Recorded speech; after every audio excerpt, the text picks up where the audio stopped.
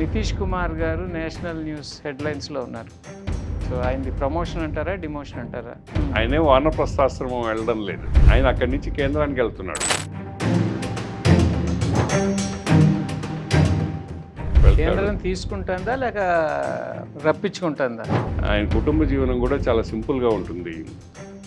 So ఆయనకి బీహారు ఆనుపానులు బ్రహ్మాండంగా తెలుసు.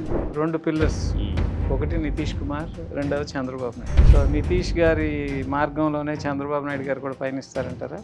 చంద్రబాబు గారి కంటే కూడా లోకేష్ ముఖ్యమంత్రి కావాలనే కోరిక తెలుగుదేశం పార్టీలో ఒక చర్చ మొదటి నుంచి. చంద్రబాబు గారిని నమ్ముకుంటే లాభం లేదనే అభిప్రాయం తెలుగుదేశంలో వచ్చేసింది. ఇంకా ఫ్యూచర్ అంతా లోకేష్దే అని.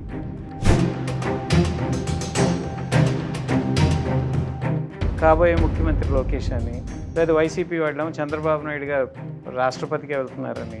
వైసీపీ ఒక విమర్శ చేస్తే దాన్ని మనం ప్రతిఘటించాలి, ప్రతి విమర్శ చేయాలి అనే ఉత్సాహం ఉండే సోషల్ మీడియా వాళ్ళు ఎవరున్నారు? ఐఏఎస్ ఆఫీసర్స్నో, బ్రోకర్స్నో, లేకపోతే రియల్ ఎస్టేట్ ఏజెంట్లనో పెట్టుకొని వీళ్ళే పరిపాలన అనుకుంటున్నారు వాళ్ళు.